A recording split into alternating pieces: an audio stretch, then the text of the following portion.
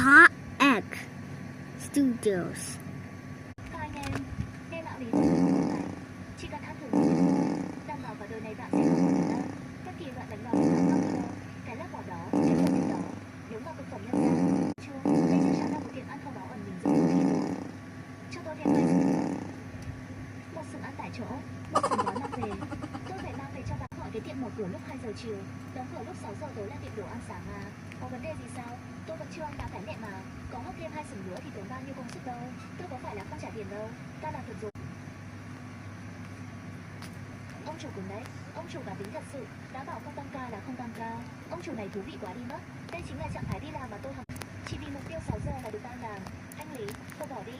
Tính khí ông chủ này quái gở lắm. Vừa nãy em muốn nhờ anh ta nói vài câu phối hợp thôi mà cũng không chịu. Hay là mai mình lại đến vậy?